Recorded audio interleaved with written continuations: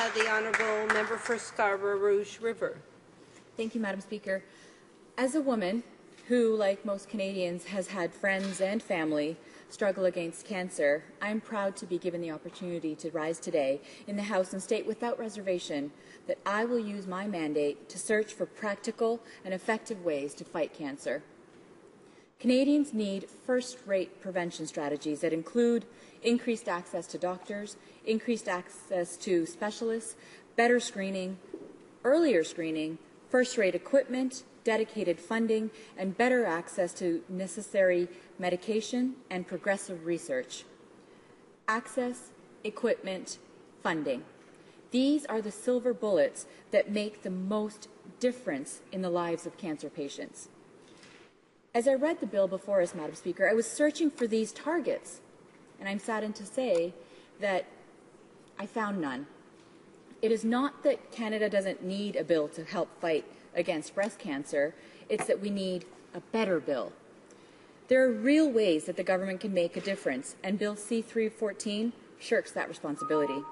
First of all, Madam Speaker, education and awareness are not enough to combat health care problems.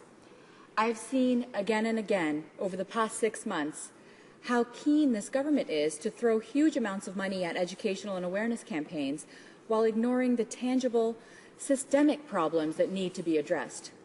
Awareness is a first step, and I would never degrade the necessity of education, but what is a woman who discovers that she's at risk for breast cancer to do when she doesn't have access to a family doctor?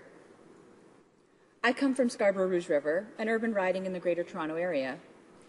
One would think that being in an urban centre, people wouldn't have a problem in terms of access to doctors. However, from the day I was elected, I've heard constantly from my constituents that they don't have family doctors and cannot afford the time and money required to travel to a place where they can see a doctor or specialist. And with the state of public transit being what it is for my constituents, I can't say that I blame them.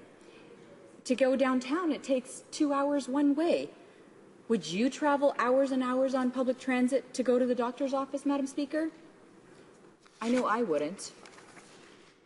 Unless the government is willing to back this awareness campaign with federal money aimed at providing women with dense breast tissue direct access to doctors and state-of-the-art screening equipment, such as a digital MRI mammogram machine, then all the education and awareness in the world is not really going to help these women. I've witnessed this trend again and again. A federal program will take one shallow step towards addressing a real problem, and that's where it stops. This is a game of optics, Madam Speaker. They want to give the appearance that they're taking action on healthcare issues without actually doing anything. Madam Speaker, the women of Nunavut do not have a breast cancer screening program at all.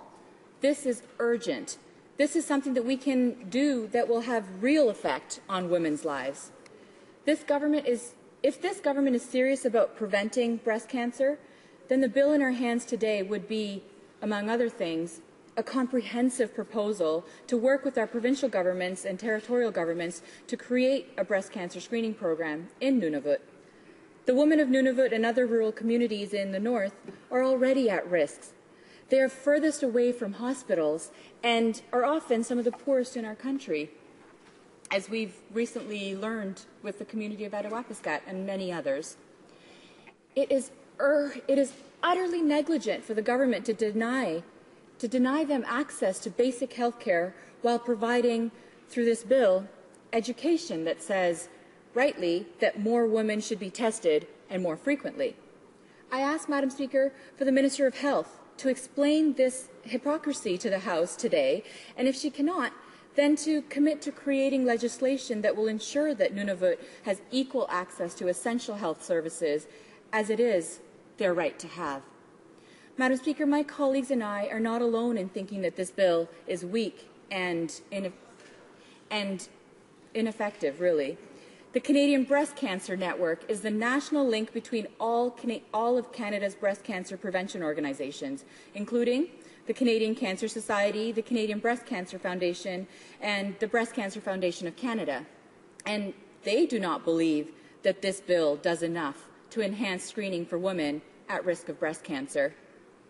Now, I know that this government has a hard time listening to expert advice from those members of civil society who know better than them, but I beg you to take note of 3 major recommendations that the Canadian Breast Cancer Network is saying will make a real difference for Canadian women.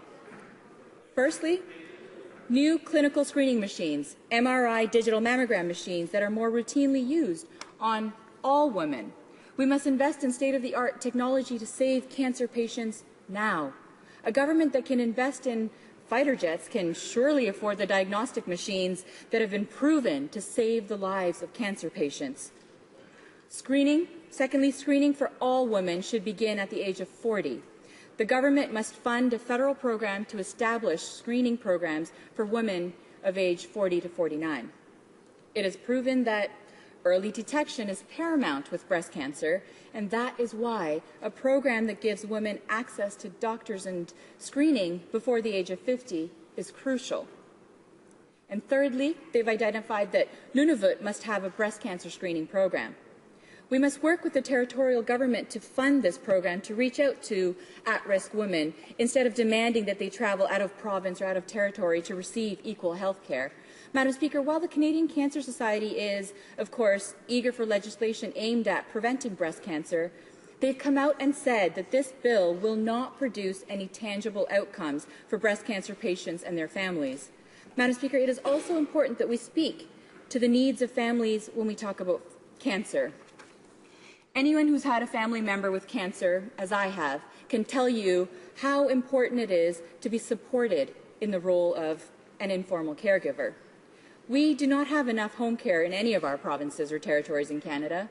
When family members become ill, it almost always falls on their family and community to care for them. This has practical repercussions on people's lives. When I say support, I don't only mean emotional and spiritual support for the patient.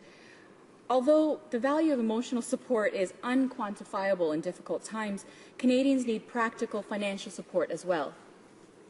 Alex Jahad, a physician who was the keynote speaker at the CAG conference, said in his address that informal caregivers are the largest invisible majority in healthcare. They are usually women who are also working at the same time raising children.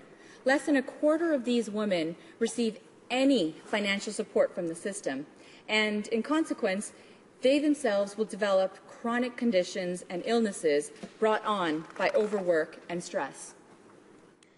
Madam Speaker, Dr. Jahad said that the amount of unpaid informal care that takes place in Canada translates to $80 to $90 billion of labour.